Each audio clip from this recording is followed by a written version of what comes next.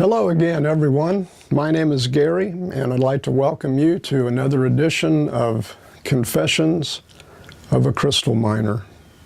As I mentioned in the end of the last episode, we're going to be going on an adventure this afternoon to the Red Cloud Wolfenite mine, which is an internationally famous, very well-known mine. What is that? North of Yuma, Arizona. What, Frederick? What? Oh, okay. This is one of my numerous pet rocks.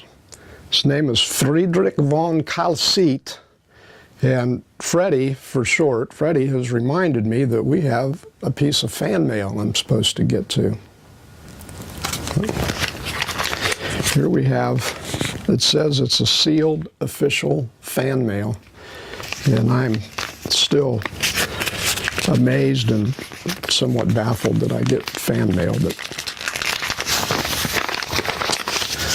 we'll see what's up with this here.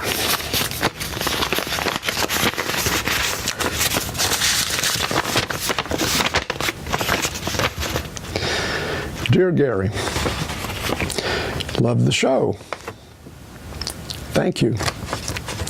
I appreciate that.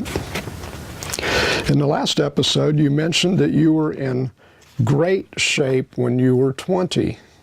And yes, I was. Do you have any pictures?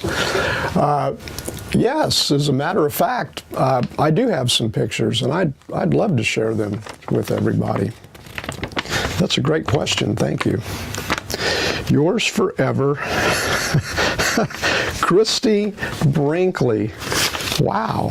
Well, I feel deeply honored to have Christy Brinkley as a fan and willing to write me a letter. I appreciate that. And what's that, Freddie? Oh, no, I didn't get her phone number. She didn't include it in the mail. And besides, I think she's Chevy Chase's girlfriend anyway. She probably wouldn't want to give me her number. Okay? Okay. So back to the Red Cloud. The year is 1972, and I'm in school in Socorro, New Mexico. And I'd been to the Red Cloud a couple times before. And some friends of mine in school there wanted to go. So over winter vacation, winter break, we piled into a couple different vehicles and took off to go to the Red Cloud.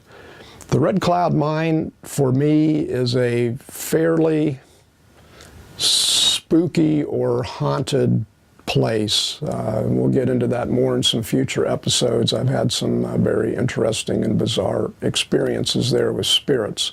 Anyway, the Red Cloud mine produces internationally famous and very highly prized red wolfenite specimens, and featured in the Smithsonian Museum and many museums internationally, and in very prodigious personal collections around the world. So one friend has a large pickup truck with a very heavy camper on top of it, and the other friend has a Chevy El Camino. So we take off down the road, and this trip just seemed to be kind of jinxed from the very beginning. We're going down the road, and after just a few miles, there's a car pulled over on the shoulder, and smoke is billowing up out of the engine, and you can see some flames, and the engine's on fire. So Star has a fire extinguisher, and he pulls off the road and grabs a fire extinguisher, and we're running down to the car to see if we can help.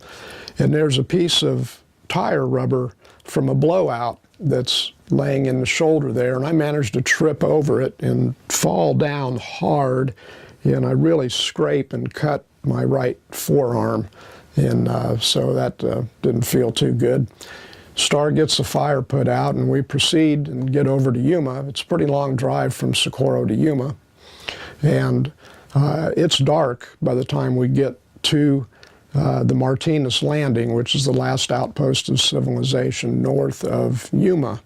And even though I'd been to the mine a couple times before, it was a little more challenging in the pitch black to get up there, and we're trying to wind our way up the road. And they'd had some flash flooding not too long before we got there, and the road to the mine would go down these little banks into the washes and crossed to the other side, and they were washed out enough that with the vehicles we had, we couldn't just go across. So we tried to circumvent some of these areas, and we realized at some point we weren't making much headway to get to the property. So we decided to pitch camp and see if we can get our bearings the next morning. So the next morning, a friend of mine and I walk over to the top of a low-lying little hill, and we look around, and much to our surprise and shock, actually, on the next little hill over, there's a blown-up car, and there are chalk ring bullseye circles around it, and we realize that we've wandered onto the Yuma Proving Ground, which is just to the east of the road going up to the Red Cloud, and it's a bombing range and a weapons testing site for the Army. So we realize we need to hightail it out of there as fast as we can.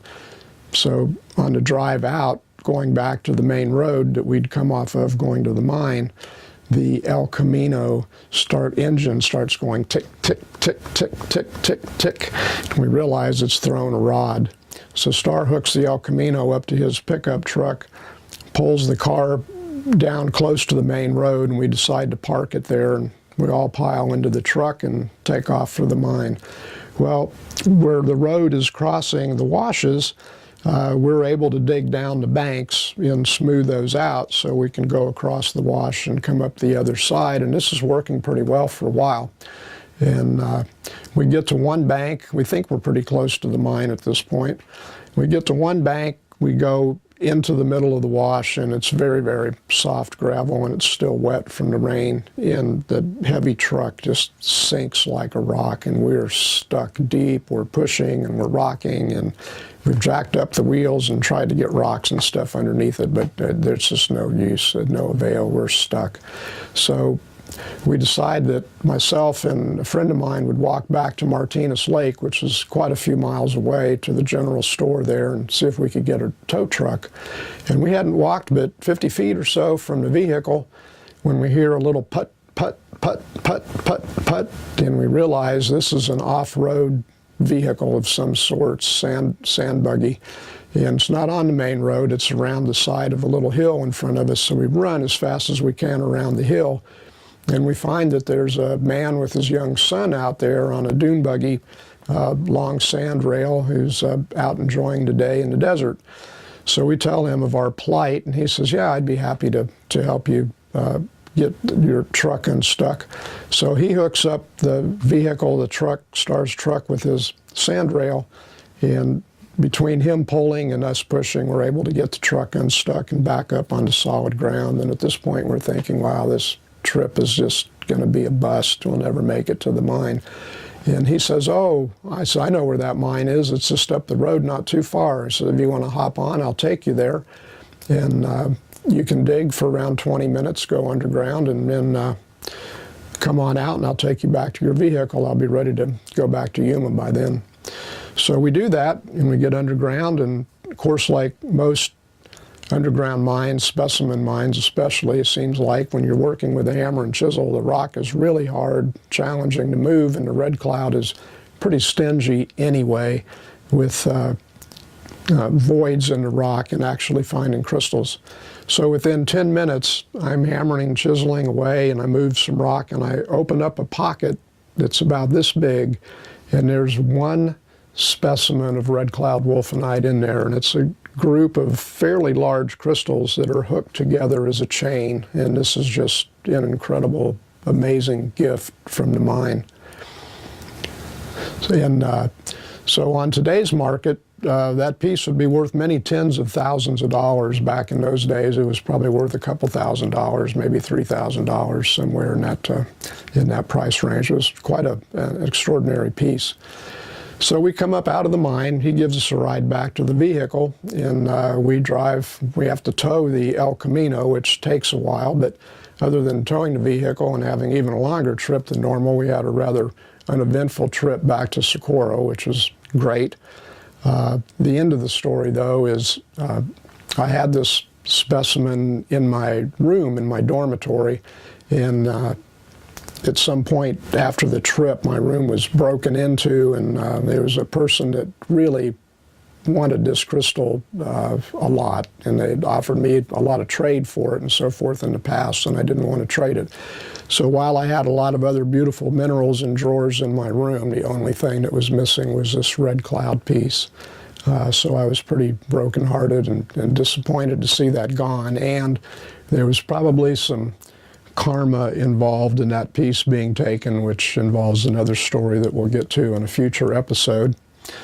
That's it for today's Red Cloud story, and the next adventure we're going to go on is to the Gray Horse Vanadinite mine located in Pinal County, Arizona, and that mine is kind of my claim to fame in the mineral collecting world, and I look forward to sharing numerous stories from there in the future. So thanks for tuning in, and we'll see you next time.